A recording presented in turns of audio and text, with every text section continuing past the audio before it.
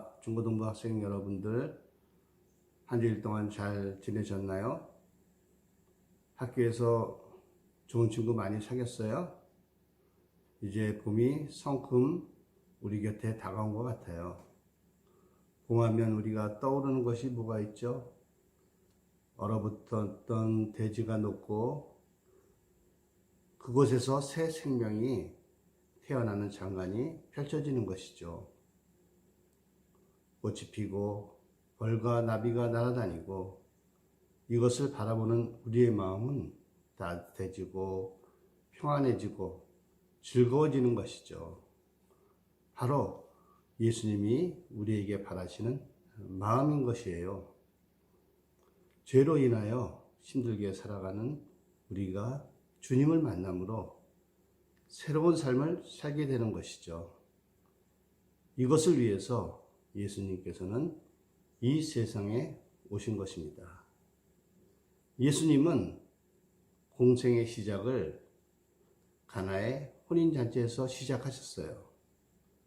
물로 포도주를 만드신 것이죠. 물이 포도주로 변했다는 것은 앞으로 주님을 만나는 사람들은 물처럼 아무 맛도 없던 사람들이 포도주처럼 향내나는 맛있는 사람으로 된다는 것을 상징적으로 보여주고 있습니다. 그 예수님은 6월절 예루살렘 성전으로 올라가십니다. 그리고 그곳에서 양과 염소, 비둘기를 팔고 돈을 환전해 주며 성전을 더럽히는 유대 종교 지도자들을 채찍으로 혼내시면서 내 아버지의 집을 더럽히지 말라. 내 아버지의 집은 기도하는 집이다. 이렇게 말씀하셨습니다.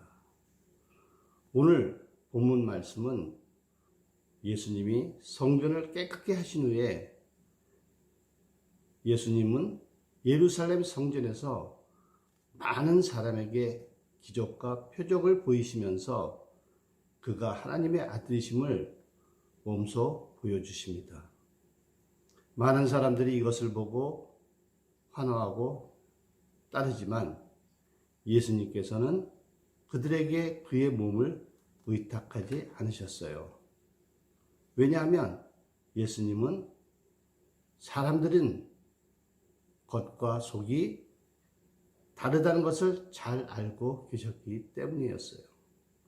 그리고 2장에서 3장으로 넘어가면서 예수님이 사람들의 속마음을 얼마나 예리하게 아시는지 확인할 수 있는 좋은 사례가 등장하게 됩니다. 바로 니고데모라 하는 인물이 등장하는 것이죠. 그는 예루살렘에서 예수님이 행하신 많은 기적과 표적을 보고 감동하여 예수님을 찾아왔어요. 그리고 예수님을 만나자마자 대단한 천사를 예수님에게 보냅니다. 선생님이 예루살렘에서 행하신 그 놀라운 표적과 기사는 당신이 하나님으로부터 온 선지자요 함께 하심을 보여주는 가장 좋은 증거라 할 수 있습니다. 이 정도의 인사치레라면 대단한 예의를 갖춘 것이라고 말할 수 있습니다. 니고데모는 사내들인 공회라는 우리나라로 말하면 국회의원 정도의 높은 공직에 있는 사람이고 예수님은 연하의 무명 시골 청년에 지나지 않았지만 니고데모는 첫 인사치고는 대단히 예의를 갖춘 인사라고 할 수가 있겠어요. 그러나 예수님은 정말 뜻밖의 대답을 하십니다. 3장 3절 사람이 거듭나지 아니하면 하나님 나라를 볼 수 없느니라. 이것은 어떤 면에서 동문서답처럼 들립니다. 당신은 하나님께로부터 온 위대한 선생님입니다 라고 인사를 하는데 사람이 거듭나지 아니하면 하나님 나라를 볼 수 없다. 대답하시니 니고데모는 몹시 당황하였을 것입니다. 니고데모는 예수님의 말씀을 전혀 이해하지 못했어요. 그래서 아니 어떻게 내가 이 늙은 몸으로 어머니 뱃속에 또 들어갑니까? 너무나도 자연스러운 질문이었어요. 그러나 예수님은 좀 더 이해하기 쉽게 말씀하셨어요. 5절 사람이 물과 성령으로 나지 아니하면 하나님 나라에 들어갈 수 없느니라. 이것은 니고데모야, 내가 말하는 것은 육신으로 태어나는 것을 말하는 것이 아니라 영으로 다시 태어나는 것을 말하는 것이다. 그러므로 너는 영과 육을 혼돈하지 말라. 너는 육신으로 태어났을 뿐 아직도 영으로 태어나지 못했구나. 너는 반드시 영으로 다시 태어나야 한다. 그리고 이 말을 이상히 여기지 말라. 천국은 육신을 세상에 버리고 영으로 들어가는 것이다. 왜 예수님께서는 거듭나야 하는 문제를 이처럼 진지하고 강경하게 말씀하시는 이유가 무엇입니까? 인간이 죽어서 천국에 들어가고 못 들어가고는 우리 인생에 있어서 가장 중요한 문제이기 때문입니다. 니고데모가 예수님을 찾아온 이유도 죽음 뒤에 오는 관심과 두려움이 가장 중요하다는 것을 알고 이 문제를 해결받고자 예수님을 찾아온 것입니다. 하나님의 나라는 니고데모 한 사람의 문제만 아닙니다. 저와 여러분 그리고 이 세상에 사는 모든 사람들의 문제입니다. 인간의 행복은 한순간뿐입니다. 남녀가 만나서 서로 사랑하고 결혼하면 행복을 느낄 수가 있습니다. 그리고 내가 원하는 대학에 입학하고 좋은 직장에 다니고 사업에 성공하여 세상에서 부와 명예를 얻으면 우리는 어느 정도 행복할 수가 있습니다. 그러나 죽음 앞에서 인간의 성공과 실패는 본질상 똑같은 것입니다. 오죽하면 세상에서 가장 화려하게 살다간 솔로몬 왕이 이렇게 얘기했어요. 인생은 들의 풀이요 그 영화는 들의 꽃이라 아침 이슬과 같이 사라지는 존재다 이렇게 말하였어요. 이런 인생의 허무함이 죽음 뒤에 오는 세상을 생각나게 하는 것입니다. 그렇다면 나는 과연 거듭난 사람인가? 하나님의 나라에 들어가는 일은 우리 인생에서 너무나도 중요한 일인데 예수님은 거듭나야 들어간다고 하십니다. 그러면 나는 거듭난 사람인지 아닌지 어떻게 알 수가 있습니까? 니고데모는 이런 고민을 하는 사람들에게 좋은 본보기가 되고 있습니다. 거듭나지 못한 사람인 네 가지의 특징을 그에게서 볼 수가 있기 때문입니다. 첫째, 니고데모는 예수님을 밤에 찾아왔습니다. 밤에 찾아왔다. 뭐 그것이 그리 대수로운 일이냐고 생각할지도 모르지만 사실은 그렇지가 않습니다. 요즘같이 전기가 밤을 환하게 비춰주고 있으면 몰라도 그 당시 밤이면 횃불이나 등불이 없으면 아무것도 볼 수 없는 세상이었습니다. 그가 예수님을 밤에 찾아왔다는 것은 자기 신분 노출을 꺼리는 지혜로운 선택이라고 할 수 있습니다. 그는 유대나라 최고 권력기관인 산헤드린 공회의 정회원이었고 돈과 명예를 가진 사람으로서 그 당시 유대나라 지도층은 이 젊은 나사렛 예수를 경계의 눈초리로 보고 있던 상황이었어요. 그럴 때 대낮에 예수님을 찾아온다는 것은 체면의 문제도 있고 어떤 불이익을 당할지 모른다는 우려가 있기에 밤에 찾아온 것이라는 시각이 옳다고 봅니다. 니고데모는 사람들 앞에서 예수를 믿는다는 티를 내기 싫었던 것이었죠. 요즘 니고데모처럼 비슷한 성향을 가지고 교회에 다니는 사람들이 많이 있습니다.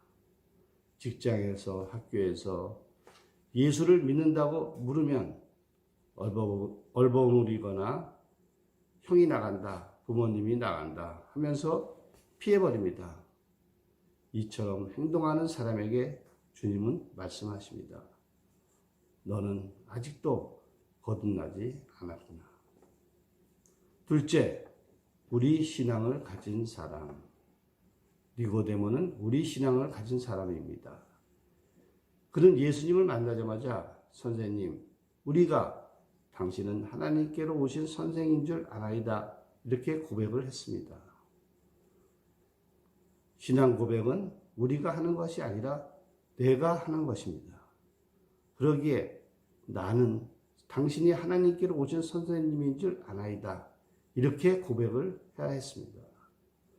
신앙 고백은 우리가 하는 것이 아니라 내가 하는 것입니다. 물론 우리라는 단어가 가진 의미는 참 좋습니다. 성도들이 한자리에 모여서 기도할 때 하늘에 계신 우리 아버지라고 부릅니다. 그리고 함께 찬양할 때 우리 함께 찬양해 하늘을 향해 두 손을 들고 이렇게 찬양을 합니다. 우리는 너무나 아름다운 천국 시민의 대명사입니다. 그러나 신앙 고백은 본질적으로 개인적인 것이어야 합니다. 니고데모는 우리라는 대중 속에 자기를 숨겨놓고 고백을 합니다. 그러므로 니고데모가 예수님이 하나님의 아들이심을 보았다면 주는 그리스도시요 살아계신 하나님의 아들입니다 라고 고백을 했어야 합니다. 예수님을 선지자나 선생으로 부르지 말았어야 합니다. 셋째, 이적과 기사의 신앙. 니고데모의 신앙은 이적과 기사의 신앙이었습니다. 그는 예수님이 예루살렘에서 행하시는 이적과 기사를 보고 믿었다고 했습니다. 물론 이적과 기사는 신앙의 문을 여는데 도움을 많이 줍니다. 그러나 그 자체는 믿음의 내용도 대상도 아닙니다. 우리는 이런 것을 믿는 것이 아니라 예수님이 하나님 되심을, 우리의 구원자 되심을 믿는 것입니다. 그러므로 이적과 기사를 보고 믿는 사람은 시험이 닥치거나 자기 기도한 대로 일이 잘 되지 않으면 세상으로 돌아갈 수 있는 사람입니다. 넷째, 하나님의 나라는 세상의 지혜로 깨닫지 못한다. 마지막으로 니고데모는 예수님의 말씀을 바로 깨닫지 못했습니다.